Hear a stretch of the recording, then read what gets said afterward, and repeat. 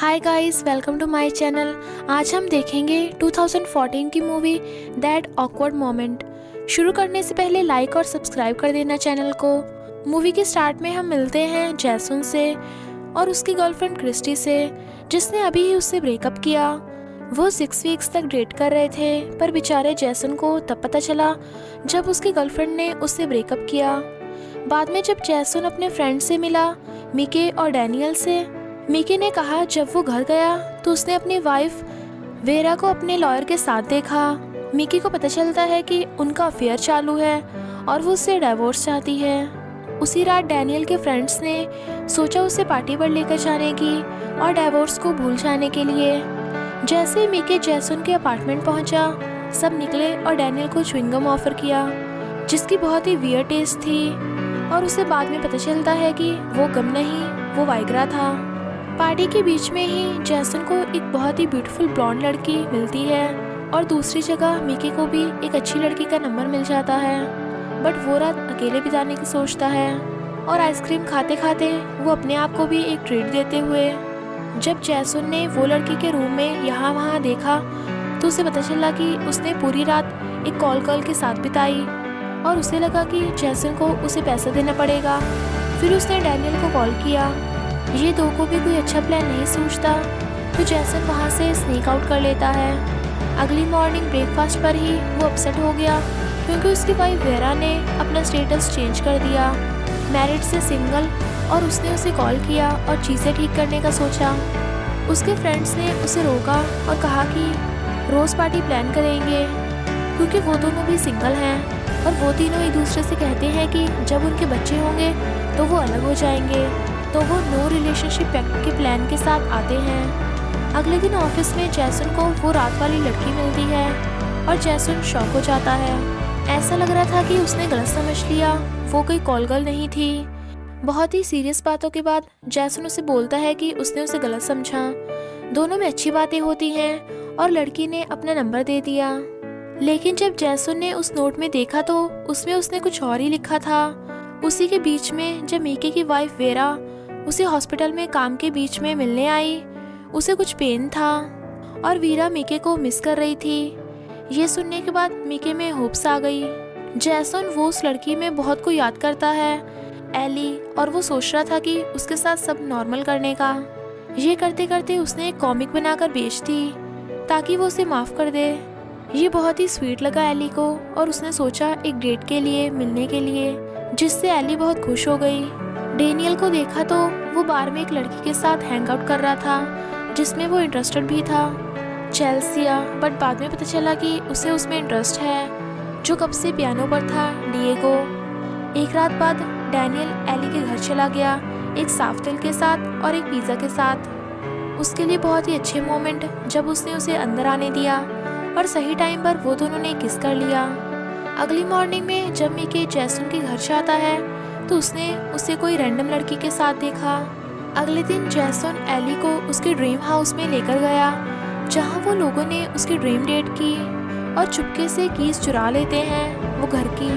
Mickey ने vera को call करके हॉस्पिटल बुलाया और वो भाग कर आई क्योंकि उसे लगा कि उसे कोई सीरियस डिसीज है। लेकिन जब वो घर गई तो उसे पता चला कि मिकी को उनके लव लाइफ के बारे में बात करनी थी। वीरा ने रीज़न बताया डिवोर्स का, उसे चीज़ें धीरे से आगे बढ़नी थी, प्लान करके नहीं। जिसके बीच में मिकी ने उस बात का जवाब एक किस में दिया और चीज़ें बहुत ही सही हो गई।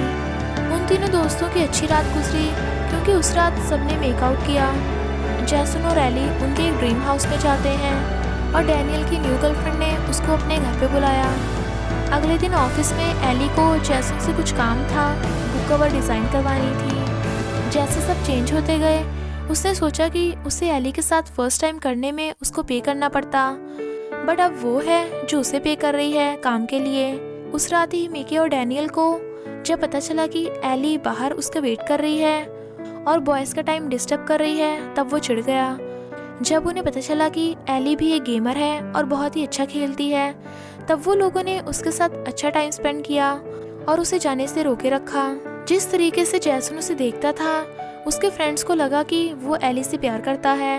अगली मॉर्निंग डैनियल और चेल्सा के साथ में सुबह हुई और मिकी की वीरा के साथ। ऐसा लग रहा था कि बैचलर लाइफ ख़त्म होने पर है। उसके बाद एली ने जैसन को अपने ड्रेसअप बर्थडे पार्टी पर इनवाइट किया। उसे बिल्कुल नहीं पता था कि पार्टी पर सब फॉर्मल सूट में आएंगे और उसे एले के पेरेंट्स से इस तरीके में मिलना पड़ा। उसने गलती से उसकी मॉम की रिंग गिरा दी, पर सबको उसका ह्यूमर और कॉन्फिडेंस बहुत अच्छा लगा और सबको जैसन पसंद आने लगा और एली के पेरेंट्स ने भी उसे अप्रूव कर दिया। जब डैनियल और चेल्सा सोने ही जा रहे थे, तब डैनियल ने झूठ बोला कि इनके बारे में उसका फ्रेंड्स को पता है।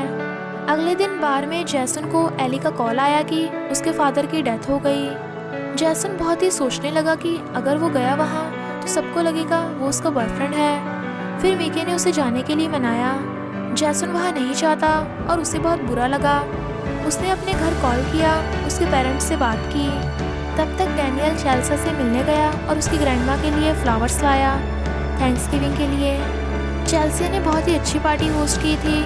उसी के बीच में मीके वीरा को विजिट करता है, बट वो तब तक नहीं आई थी। उसने हैरोल्ड का कोट देख लिया वीरा के क्लोजेट में और उसे पता चल गया कि वो अब तक उसके साथ है।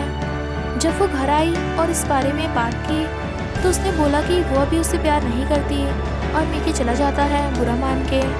बाद में चेल्सी और डैनियल वॉशरूम गए थोड़ा प्राइवेट फन के लिए। डोर लॉक नहीं था और उसी के बीच जैसन वहाँ आ गया। जैसन ने उनको करते हुए पकड़ लिया और उसको ये अच्छा नहीं लगा कि नो रिलेशनशिप पैक्ट टूट गया। उसके ही बीच में चेल्सी या डैनियल से चिढ़ गई। उसे लगा डैनियल ने उसके फ्रेंड्स को बताया था। इसी झगड़े के बीच मीके भी आ गया और उसने जैसन को बता दिया कि मीके और वीरा वापस साथ हैं। उन्हें सिंगल होना चाहिए था और साथ में पार्टी करनी थी। सब शांत होने के बाद सब कुछ सीरियस हो गया। सबने अपने रिलेशनशिप छुपाया एक दूसरे से।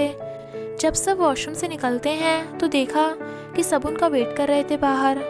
बाद में एली ने जैसन को रोड क्रॉस करते हुए देखा तो उसने कॉफ़ी के लिए पूछा, लेकिन उसने बोला उसको कि उसे आना चाहिए था जब उसे उसकी सबसे ज़्यादा ज़रूरत थी। उसने वो हाउस कीज़ भी रिटर्न दे दी जो उसने चुराई थी और रोते हुए चली गई। उसी टाइम बाद जैसन अलाना को बुलाता है ताकि सब फीलिंग से वो मूव ऑन हो सके, पर उसी के बीच में उसे रियलाइज़ हुआ कि उसे अब ये नहीं चाहिए और जैसन मीके से मिलने गया और सब कुछ नॉर्मल करने का ट्राई किया। उसके बाद वो डैनियल से मिला और वो लोग एकदम पहले जैसे बात कर रहे थे, एकदम फ्री होकर। डैनियल बताता है कि वो अपनी गर्लफ्रेंड से प्यार करता है और दोनों अपनी लड़कियों से मिलने चले गए, बताने कि वो लोग उनसे कितना प्यार करते हैं। घर जाने के बीच में ही डैनियल का एक्सीडेंट हो जाता है। उसे हॉस्पिटल ले जाना पड़ता है और न्यूज़ सुन के वहाँ चेल्सा भी आती है। उसने चेल्सा से माफ़ी मांगी और उससे अच्छे से पूछा कि वो डेट करने में इंटरेस्टेड है क्या, जिस पे वो उसे हाँ कर देती है। मीके ने उस लड़की को कॉल किया जिसने बार में अपना नंबर दिया था। वो लड़की ने कॉल उठाया और बोला कि वो उसकी कॉल का वेट तब से कर रही है जब से नंबर दिया है और वो उसे मिलने के लिए एक्साइटेड है। 2 मंथ्स बाद हम देखते हैं कि जैसन ने एली से कभी माफ़ी नहीं मांगी थी और अब वो उसे मिस करता है। फेसबुक पे स्टॉक करने के बाद उसने देखा कि वो अब किसी और के साथ है। उसकी प्रोफाइल से उसने एक बुक रीडिंग इवेंट के बारे में देखा जो उसने होस्ट किया है। उसके फ्रेंड्स ने उसे बोला उसे वहाँ जाना चाहिए और उससे बात करनी चाहिए। जब जैसन वहाँ गया तो वहाँ बहुत लोग थे, बट फिर भी वो उसके पास गया और उसे कन्फेस किया सबके सामने कि उसे लगता है कि वो एक दूसरे के लिए परफेक्ट हैं और अब वो माफ़ी मांग रहा है और एक सेकंड चांस मांग रहा है। वो रोज़ रात को बेंच पर ठंड में उसका वेट करता था और वो आ जाती है। फिर बाद में सब नॉर्मल हो जाता है। दी एंड। आपको ये मूवी कैसी लगी कमेंट में ज़रूर बताइए और सब्सक्राइब करना मत भूलना।